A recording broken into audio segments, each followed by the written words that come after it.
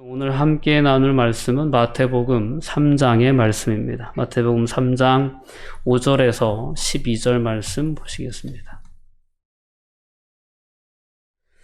마태복음 3장 5절에서 12절까지 우리 한 목소리로 합독하도록 하겠습니다. 이때 예루살렘과 온 유대와 요단강 사방에서 다 그에게 나와 자기들의 죄를 자복하고 요단강에서 그에게 세례를 받더니 요한이 많은 바리새인들과 사두개인들이 세례 베푸는 대로 오는 것을 보고 이르되 독사의 자식들아 누가 너희를 가르쳐 임박한 진노를 피하라 하더냐. 그러므로 회개에 합당한 열매를 맺고 속으로 아브라함이 우리 조상이라고 생각하지 말라. 내가 너희에게 이르노니 하나님이 능히 이 돌들로도 아브라함의 자손이 되게 하시리라. 이미 도끼가 나무 뿌리에 놓였으니 좋은 열매를 맺지 아니하는 나무마다 찍혀 불에 던져지리라. 나는 너희로 회개하게 하기 위하여 물로 세례를 베풀거니와 내 뒤에 오시는 이는 나보다 능력이 많으시니 나는 그의 신을 들기도 감당하지 못하겠노라.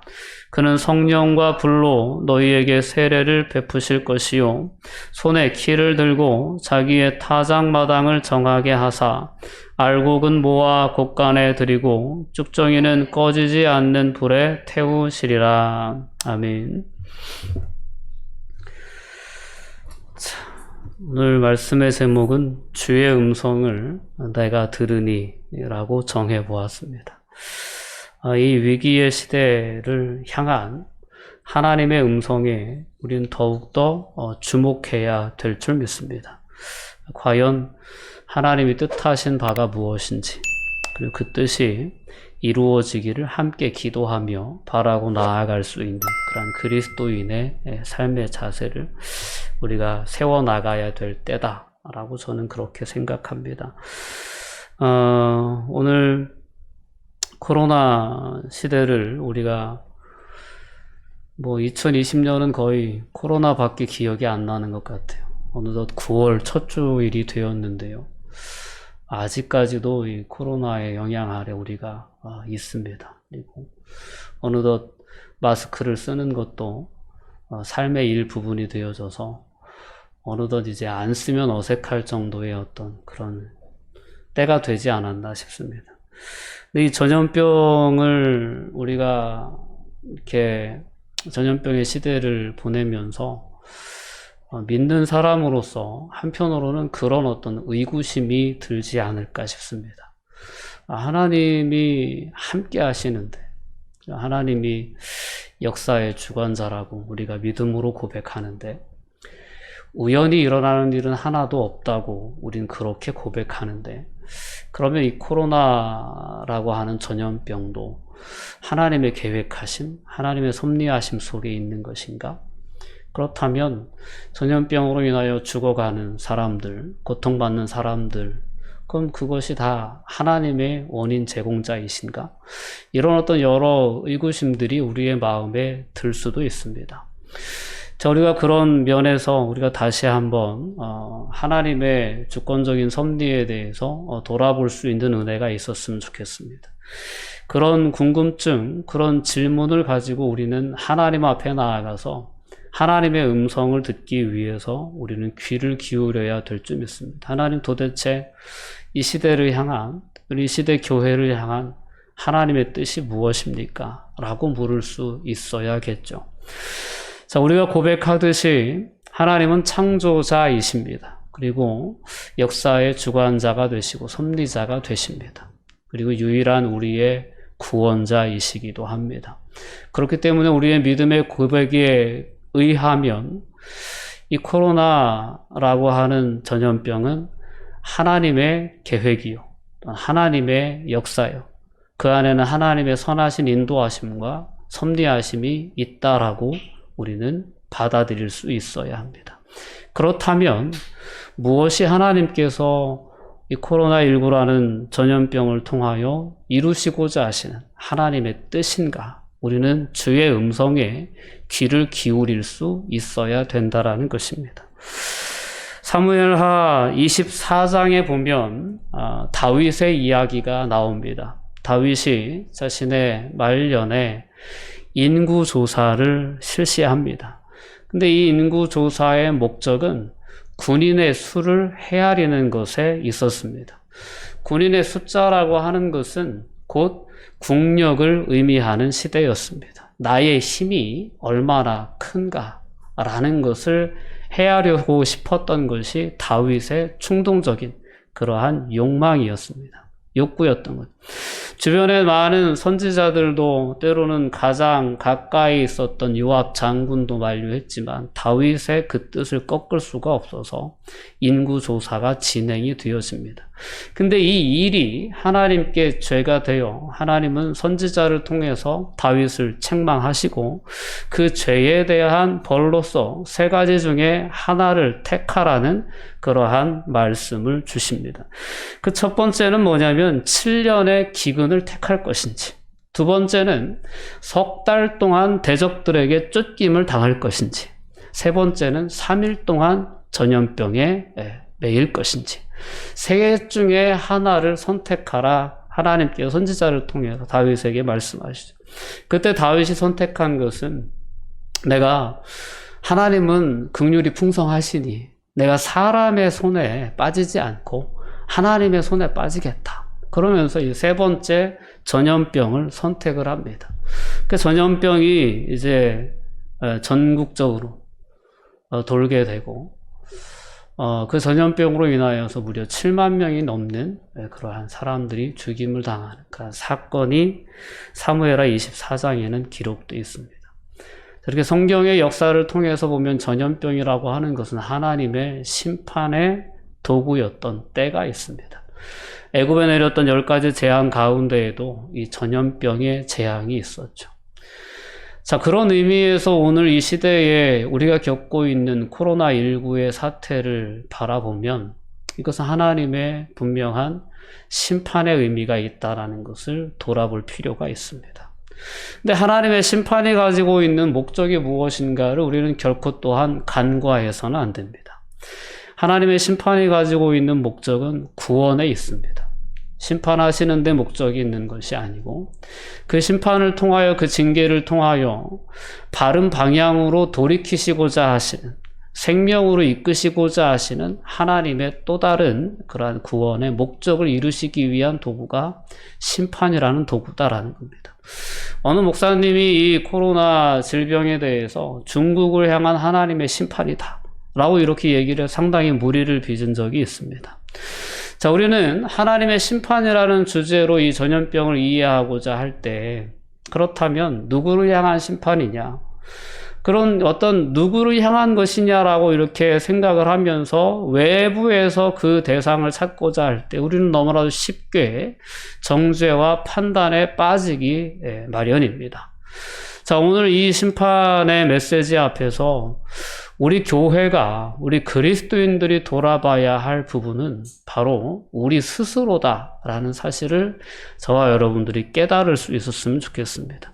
이 전염병을 통하여서 우리나라의 어떤 그러한 국한시켜서 한번 따져보면 코로나 바이러스로 가장 피해를 많이 보고 또한 고통을 많이 받는 집단이 어딜까라는 부분을 한번 생각해 볼 필요가 있습니다. 코로나 바이러스의 어떤 그런 전파력이 너무 엄청난 전파력을 가지고 있어서 밀집해서 모이는 사람들이 있는 곳이 가장 치명적이죠. 여태까지 이제 집단 감염이 발발했던 곳들을 보면 요양원이나 다단계 사업장이나 아니면 여러 사람들이 모이는 클럽이나 학교나 콜센터나 교회, 사람들이 밀집해서 모이는 그러한 모든 곳은 예외 없이 집단 감염자가 이렇게 발생한 것을 우리가 보게 됩니다. 그 중에서도 가장 꾸준하게 발생한 곳이 있다면 바로 교회입니다. 여러 어떤 장사하는 어떤 곳이나 영업하는 곳과 같은 경우는 경제적인 손해에서 그치는 것으로 이 코로나19의 영향력이 미쳤다라고 볼 수 있습니다.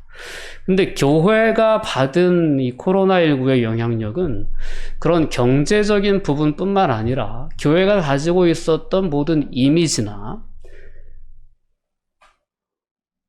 그렇기 때문에 교회가 어떤 숫자도 많고 집단으로 모이는 어떤 모임이 상당히 많기 때문에 코로나19로 인해서 가장 타격을 입은 공동체가 교회가 아닐까 싶습니다. 그런 의미에서 하나님의 이런 심판의 도구로서 사용되었던 전염병이라고 하는 것이 이 시대에 이제 세상의 모든 어떤 그런 나라들을 위협하고 있는 그런 상황 가운데에서 가장 피해를 입는 집단이 교회가 되었다는 것은 분명한 하나님의 어떤 뜻이 있다라는 것을 우리가 한번 같이 생각해 봤으면 좋겠습니다. 아, 교회를 향한 하나님의 메시지가 있겠구나라는 거죠. 처음에는 신천지 교회를 통해서 집단 감염이 됐을 때는 하나님의 섭리하심이 여기 있구나. 이단을 분명하게 드러내시고 구별하시기 위해서 하나님이 코로나 질병을 허락하셨구나 라고 생각해 썼습니다. 근데 이제 2차 감염의 확산 같은 경우에는 또 교회가 그 중심에 있는 상황이죠. 교회가 가장 피해를 많이 봅니다. 솔직히 어떤 경제적인 것을 떠나서 교회의 이미지적인 그런 이미지를 실추한 면에 있어서는 그것을 어떻게 회복해낼 수 있을지 정말 너무나도 난감할 정도로, 정말 위기라고 할 정도로 그렇게 심각한 타격을 교회가 입고 있다라는 사실입니다. 가장 피해를 보고 있는 교회를 향한 하나님의 분명한 심판의 메시지와 또한 그 심판의 메시지 그 이면에 깔려 있는 하나님의 마음, 하나님이 우리 교회를 이끄시고자 하시는 그 방향, 하나님이 교회를 향해서 말씀하시는 그 음성, 거기에 우리는 더욱더 민감하게 귀를 기울여야 될 때다라는 것입니다. 오늘 본문의 말씀은 세례 요한의 메시지를 담고 있습니다. 세례 요한이 주님의 길을 예비하기 위해서 주님보다 먼저 사역을 시작하고, 특별히 그가 했던 사역은 회개의 메시지를 전하고, 그 세례 요한의 메시지를 따라서 회개한 자들에게 세례를 베푸는 그러한 사역을 했습니다. 그러한 사역 가운데 세례 요한이 선포했던 메시지는 바로 회개하라는 메시지였습니다. 회개하라, 천국이 가까이 왔느니라라는 그러한 메시지를 오늘 본문의 말씀은 우리에게 전해주고 있습니다.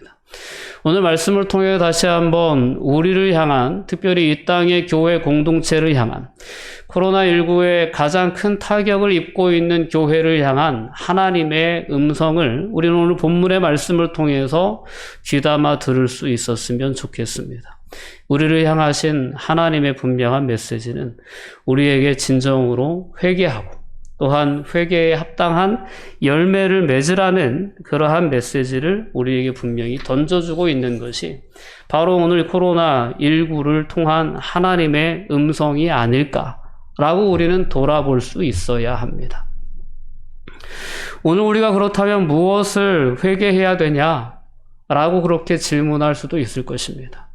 그러나 솔직히 우리의 모습을 돌아보면 우리는 어느덧 하나님 앞에 회개할 수 있는 은혜를 덧입었음에도 불구하고 무엇을 회개해야 되는지도 헤아려 보지 않은 채 그저 회개하고는 거리를 두고 만족하며 자족하며 삶을 살아오지 않았나 돌아볼 필요가 있습니다.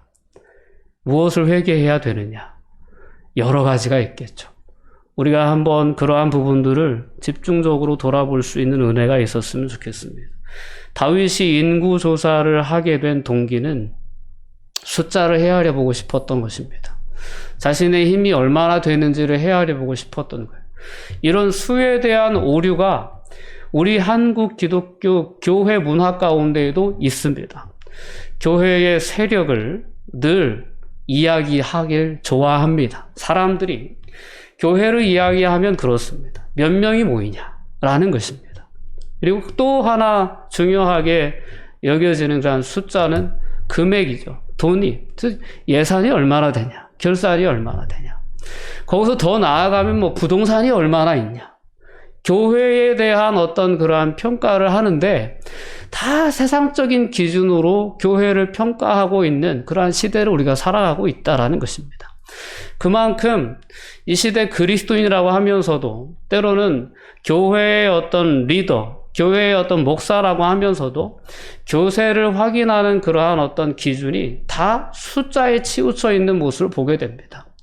숫자가 많이 모이면 그것이 힘이 됩니다.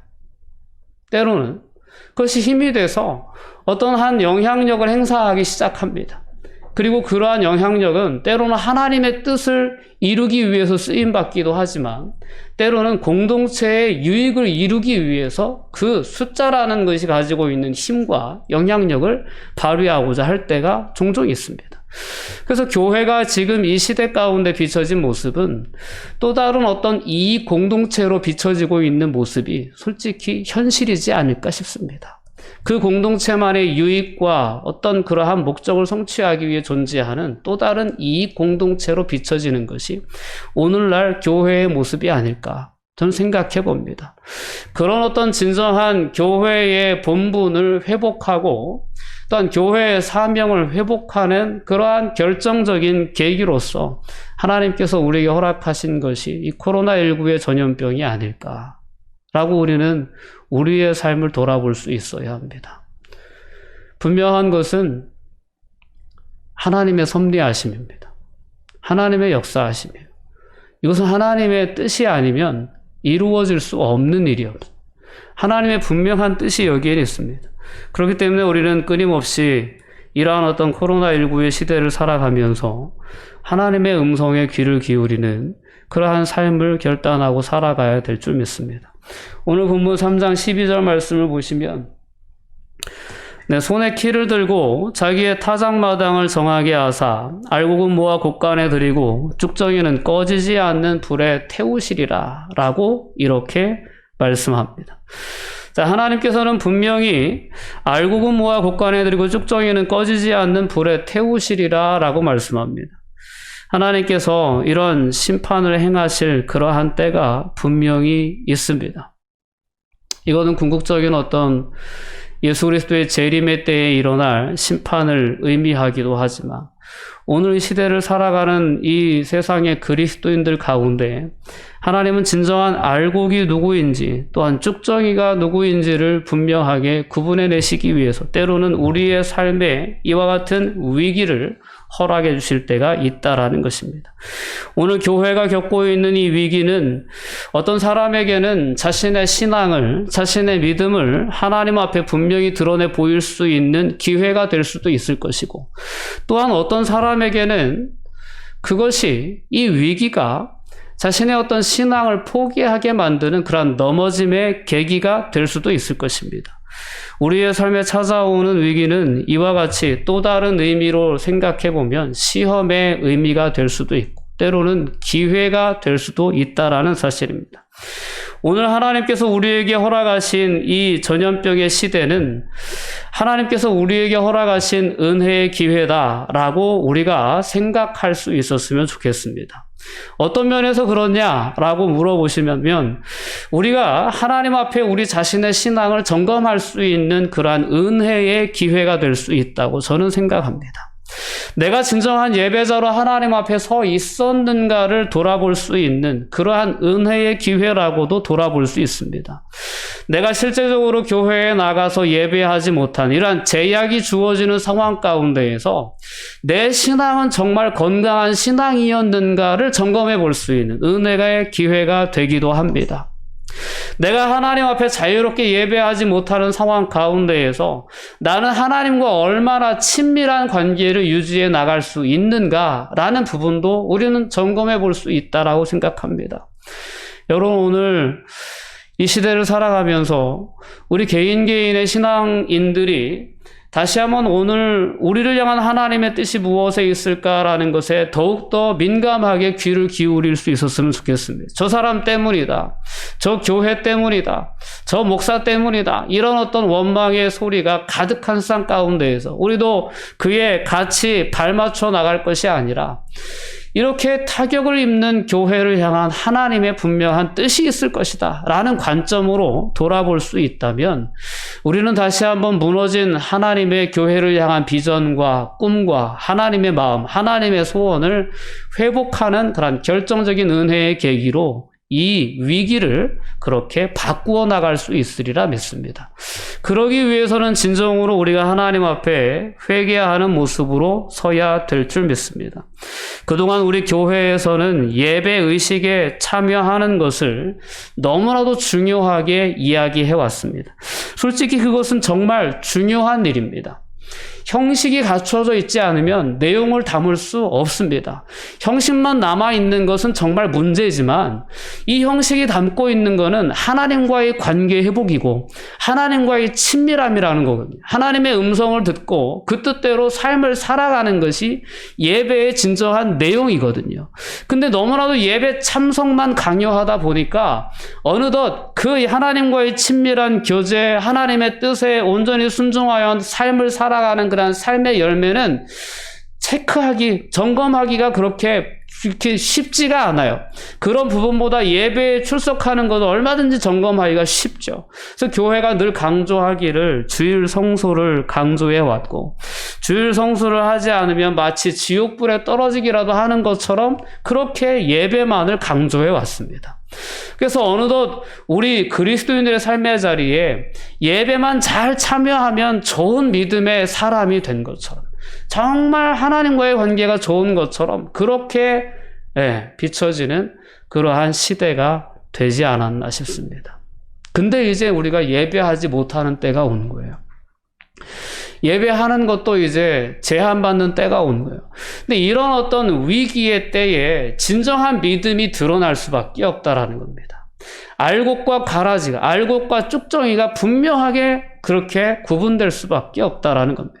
하나님께서 코로나19라는 위기를 이 땅에, 또 이 시대의 교회에 허락하신 목적이 있다면 그와 같이 자신의 신앙을 점검하고 좋은 열매를 맺는 나무가 되어 하나님 앞에 자신을 세워 나가라고 오늘 우리에게 은혜의 계기로 허락하신 것이 이 전염병의 시대가 아닐까라는 분명한 돌아봄이 우리 안에 있었으면 좋겠습니다.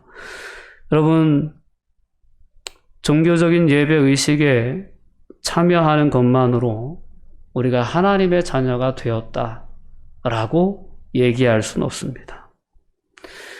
하나님을 진정으로 찾는 자들, 하나님을 진정으로 자신의 삶의 현장에서 만나기를 사모하는 자들, 하나님의 음성에 늘 귀 기울이는 자들, 그리고 그 음성에 온전히 순종하는 자들, 그들이 진정한 하나님을 향한 예배자라는 사실을 분명히 기억해야 합니다. 자, 데살로니가전서 5장 16절에서 18절의 말씀은 우리가 너무나도 익숙히 아는 말씀일 것입니다. 읽어드리면 이렇습니다. 항상 기뻐하라, 쉬지 말고 기도하라, 범사에 감사하라. 이것이 그리스도 예수 안에서 너희를 향하신 하나님의 뜻이니라 라는 것입니다. 예배의 시간에만 기쁨이 있고 예배의 자리에서만 기도하고 예배의 자리에서만 감사하는 삶이 아니라 항상 기뻐하고 쉬지 말고 기도하고 모든 일에 감사하는 삶을 살아내는 것이 우리를 향하신 하나님의 분명한 뜻이라는 것입니다. 이 구절이 너무 익숙해서 그 바로 앞 구절에 나오는 구절은 사람들에게 잘 기억되지 않는 듯합니다. 데살로니가전서 5장 15절의 말씀을 읽어드리면 이렇습니다. 삼가 누구에게든지 악으로 악을 갚지 말게 하고 서로 대하든지 모든 사람을 대하든지 항상 선을 따르라 라는 권면 뒤에 항상 기뻐하라, 쉬지 말고 기도하라 라는 그 권면이 따라 나옵니다. 항상 선을 행하라, 그리고 항상 기뻐하라, 쉬지 말고 기도하라, 범사에 감사하라. 이것이 그리스도 예수 안에서 우리에게 주어진 하나님의 뜻이다라는 것입니다. 형식적인 예배를 우리가 그 예배의 권위를 무시해서는 안 됩니다. 형식적인 예배가 없이는 진정한 예배의 본질인 그 내용을 담아낼 수는 없습니다. 그러나 그 형식적인 예배만 남아있고 본질적인 예배의 목적인 하나님과의 관계가 상실된 채 삶을 살아간다면 그 예배는 의미를 잃어버릴 수밖에 없다라는 것입니다. 요한복음 15장 5절은 이렇게 말씀하죠. 나는 포도나무요 너희는 가지라. 그가 내 안에 내가 그 안에 거하면 사람이 열매를 맺나니 나를 떠나서는 너희가 아무것도 할 수 없습니다. 자, 우리는 지난주에도 열매에 대한 말씀을 나눴습니다. 오늘 본문 가운데에도 열매에 대한 권면이 나오죠. 10절의 말씀에 이미 도끼가 나무 뿌리에 놓였으니 좋은 열매를 맺지 아니하는 나무마다 찍혀 불에 던져질 것이다 라고 말씀합니다. 좋은 열매는 어떻게 맺어지느냐? 요한복음 15장에 그 비결이 있습니다. 나는 포도나무에 너희는 가지라. 그가 내 안에 내가 그 안에 거하면 사람이 열매를 많이 맺나니 라고 말씀합니다. 그럼 알곡과 쭉정이가 언제 판가름 나는지 아십니까? 어느 순간에? 이거는 추수의 때에 판가름이 납니다. 곡식이 익어서 알곡이 이제 고개를 숙이기 시작하죠. 알곡이 이제 묵직하게 이제 알이 차면 고개가 숙여집니다. 근데 쭉정이는 어떻습니까? 그때가 되면 구분이 되는 거예요. 쭉정이는 속이 비어있기 때문에 결코 숙여지지 않습니다. 빳빳하게 고개를 쳐들고 있습니다.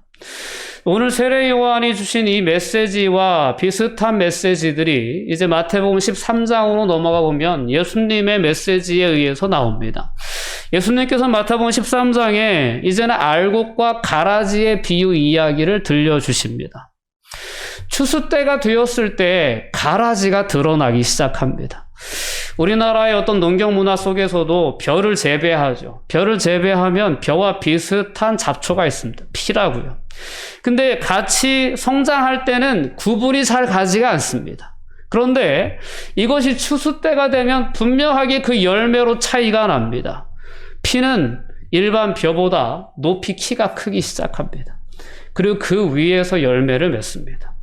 아주 독불장군처럼 군계 일학처럼 자기의 본연의 모습을 드러냅니다.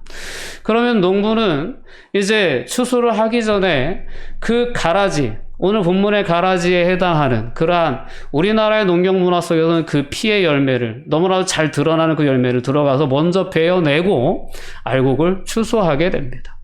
추수 때가 되면 그 열매가 드러나더라는 것입니다. 심판의 때가 되면 그 열매가 드러난다라는 거예요.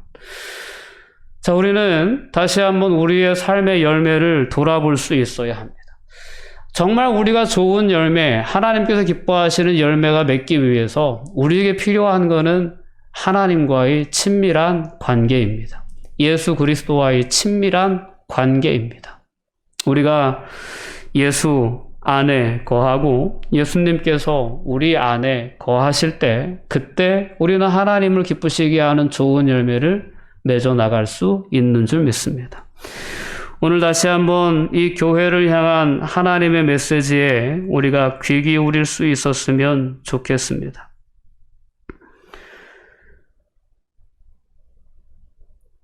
하나님 앞에 맺어야 할 기도의 열매를 맺어 나가고, 또 오늘 하나님 앞에 맺어야 할 그런 말씀의 열매를 맺어 나가고, 또 하나님 앞에 맺어야 할 선한 행위의 열매를 맺어 나가는 그러한 삶을 다시 한번 점검해 볼 수 있는 은혜가 이 시대 우리 가운데 있기를 원합니다. 오늘 어느덧 우리가 오늘 본문에 나오는 바리새인들과 서기관의 모습처럼 그저 가증스러운 독사의 자식들이라고 그렇게 비난받아 마땅한 그러한 종교인으로 전락해 있지는 않았던 것인지, 그러한 삶을 우리가 분명히 돌아볼 수 있어야 합니다. 오늘 세례 요한은 회개에 합당한 열매를 맺으라 라고 이렇게 권면합니다. 회개에 합당한 열매는 도대체 무엇일까? 다른 동일 본문인 누가복음 10장으로 넘어가서 보면 회개에 합당한 열매는 이렇게 얘기합니다. 누가복음 3장 10절에 보면 무리가 물어서 이렇게 이야기합니다. 그러면 우리가 무엇을 해야겠느냐? 세례 요한에게 대답하는 거죠. 그때 세례 요한이 대답하기를 뭐라고 대답하냐면 옷 2벌 있는 자는 옷 없는 자에게 나눠줄 것이요 먹을 것이 있는 자도 그렇게 할 것이니라 라고 이야기합니다. 세리들이 이번엔 세례 요한을 찾아왔습니다. 세리들도 세례 요한에게 찾아와 세례를 받고자 하여 와서 묻습니다. 우리는 그럼 어떻게 해야겠냐? 라고 물었더니 세례 요한이 부과된 것 외에는 거두지 말라 라고 말씀합니다. 군인들이 또 세례 요한을 찾아와서 우리는 어떻게 무엇을 하여야 하겠습니까? 라고 묻자 사람들에게서 강탈하지 말아라. 강제로 빼앗지 말고 거짓으로 고발하지도 말고 너희들이 국가에서부터 받는 그 급료에 족한 줄로 알고 살아라 라고 이렇게 권면합니다. 우리가 맺어야 할 회개에 합당한 열매는 과연 무엇일까요? 다시 한번 우리의 삶을 돌아볼 수 있는 은혜가 있었으면 좋겠습니다. 누가복음 10장에 나온 어떤 한 사마리아인의 비유를 우리가 지난주에도 함께 나눴었습니다. 그때 그 사마리아인이 알지도 못하는 강도 만난 사람의 진정한 이웃이 되어 주었던 이야기 말입니다. 그때 예수님께서는 가서 너도 이와 같이 하라 라고 그 율법사에게 권면해 줍니다. 이 메시지는 오늘 이 시대를 살아가는 우리를 향한 메시지이기도 합니다. 요한일서 3장 17절 이하의 말씀을 보면 누가 이 세상의 재물을 가지고 도와줄 형제의 궁핍함을 보고도 도와줄 마음을 닫으면 하나님의 사랑이 어찌 그 속에 거하겠느냐. 자녀들아 우리가 말과 혀로만 사랑하지 말고 행함과 진실함으로 하자라고 이렇게 말씀합니다. 이 시대에 우리 그리스도인들을 향한 하나님께서 진정으로 원하시는 그러한 회개의 열매가 있다면 가장 중요한 것은 하나님과의 온전한 관계의 회복에 있다라고 저는 말씀드리고 싶습니다. 진정한 예배의 회복에 있다라고 말씀드리고 싶습니다. 죄로 인한 슬픔을 가지고 마음의 변화를 받아 정말 우리의 온 인격이 하나님을 향하여 돌아설 수 있는 그러한 진정한 회개, 그리고 그 회개에 합당한 열매로서 하나님과의 온전한 관계가 회복되어지고 다시금 하나님의 뜻이 우리의 마음속에 가득 품어지게 되고 그 뜻이 우리의 삶의 비전이 되는 그러한 열매들이 또한 우리의 삶을 가득 채우는 은혜가 오늘 우리 안에 회복되어지기를 간절히 하나님께서 기대하시는 줄 믿습니다. 누가복음 6장 38절 말씀은 우리에게 그렇게 권면합니다. 주라 그리하면 너희에게 줄 것이니 곧 후히 되어 누르고 흔들어 넘치도록 하여 너희에게 안겨주리라. 너희가 헤아리는 그 헤아림으로 너희도 헤아림을 도로 받을 것이니라 라고 말씀합니다. 우리가 세상을 살아가면서 하나님의 자녀로 부름받았다는 것은 그에 따르는 막중한 책임과 의무가 있음을 의미합니다. 오늘 저와 여러분들을 통해서 이 땅에 하나님께서는 축복을, 구원을 나누어 주기를 기대하시고 원하십니다. 그러나 이제껏 우리의 삶을 이 심판을 통하여 돌아보다 보면 얼마나 이기적인 삶을 살아왔는지 깨달을 수 있게 될 것입니다. 얼마나 나의 만족만을 추구하면서 삶을 살아왔는지 돌아볼 수 있게 될 것입니다. 얼마나 주님의 음성에 우리가 민감하게 반응하며 삶을 살아봤는지 우리는 분명히 돌아보게 될 것입니다. 다시 한번 하나님이 기쁘게 받으시고자 하시는 그러한 열매를 우리가 다시 한번 헤아려 볼 수 있었으면 좋겠습니다. 세상의 그 어떤 법도 처벌할 수 없는, 그 어떤 법도 반대할 수 없는 성령의 열매를 우리는 앞으로 우리의 삶을 살아가는 동안 맺어 나갈 수 있어야 될 줄 믿습니다. 야곱은 갑작스러운 도망자의 삶을 살아갈 때 그는 하나님을 경험하게 됩니다. 야곱에게 찾아온 인생의 위기 가운데서 야곱은 아이러니하게도 하나님을 경험합니다. 아버지의 집을 떠나 외삼촌 집으로 갈 때도 그는 들판에서 하나님이 여기 계셨는데 내가 몰랐다라는 그러한 경험을 하게 되고요. 또한 외삼촌의 집을 떠나서 아버지의 집으로 올 때도 그는 야복 강가에서 하나님을 경험하게 됩니다. 야곱이 인생을 살아가면서 만난 인생의 위기 속에서는 하나님을 만나는 그러한 또 다른 기회가 되었다는 사실을 우리가 기억해 봤으면 좋겠습니다.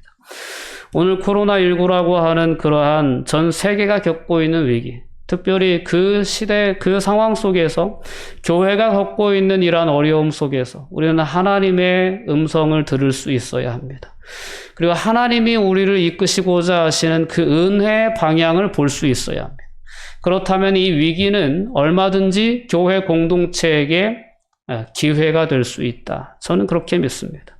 다시 한번 우리의 삶에 함께 하시는 하나님을 경험할 수 있는 기회가 될 수 있었으면 좋겠습니다.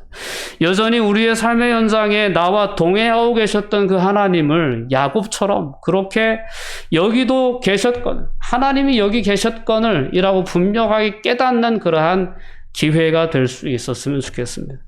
그래서 하나님의 눈을 의식하고 하나님의 시선을 의식하고 그 더 나아가서 하나님의 뜻을 기쁨으로 품고 그 뜻을 정말 삶 속에서 살아낼 수 있는 그러한 바른 열매를 맺어가는 그리스도인들로서의 모습으로 회복될 수 있다면 이 위기 가운데서 하나님이 우리 교회를 향한 그리스도를 향한 그 뜻을 분명하게 붙잡고 살아가는 것이 될 수 있을 것이라는 겁니다. 오늘 말씀을 통해서 그와 같은 은혜를 우리가 분명히 깨달을 수 있었으면 좋겠습니다. 오늘 그런 의미에서 주의 음성을 우리가 들을 때 그 음성의 결론은 사랑한다는 음성이다 라는 사실을 분명히 느낄 수 있습니다. 아, 우리를 사랑하셔서 이대로 내버려 두시면 세상의 영광을 구하는 삶을 살다가 멸망할 수밖에 없기 때문에 우리를 잘못된 길에서 돌이켜 세우시고자 하나님이 이 위기의 때를 우리에게 허락해 주셨구나 라는 걸 생각해 보면 오늘 우리에게 주시는 하나님의 음성은 회개하라, 회개에 합당한 열매를 맺으라 라는 말씀과 그 이면에 담겨 있는 내가 너를 사랑한다, 너가 꼭 구원받아서 이 영원한 나라를 소유할 수 있었으면 좋겠다라는 그러한 사랑의 메시지요, 구원의 메시지가 이 위기의 때에 우리에게 들려오는 하나님의 분명한 음성이구나라는 것을 깨닫고 우리가 감사하며 더욱더 겸손히 우리의 신앙을 점검해보고 다시금 하나님 앞에 우리의 삶을 세워나갈 수 있는 은혜가 이 시대 우리 모두에게 있기를 주님의 이름으로 축원드립니다. 기도하시겠습니다. 사랑과 은혜가 충만하신 아버지 하나님, 감사와 영광을 돌려드립니다. 오늘 예배를 통하여 다시 한번 주님의 음성에 귀 기울일 수 있는 은혜를 허락하시니 감사합니다. 어느덧 교회가 하나님의 뜻보다는, 하나님의 영광보다는 공동체의 뜻에, 공동체의 유익에 초점을 맞추고 살아오지 않았나 돌아볼 수 있는 은혜의 기회를 허락하시니 감사합니다. 다시금 하나님의 목적에 꼭 맞는, 하나님의 마음에 꼭 맞는 그러한 교회와 그리스도인들로 저희들의 모습이 온전히 회복되어져서 하나님의 영광을 드러내며 정말 하나님께서 기대하셨던 축복의 통로로 다시금 회복될 수 있도록 하나님 저희들을 인도하여 주시옵소서. 감사드리며 예수님의 이름으로 기도하옵나이다. 아멘.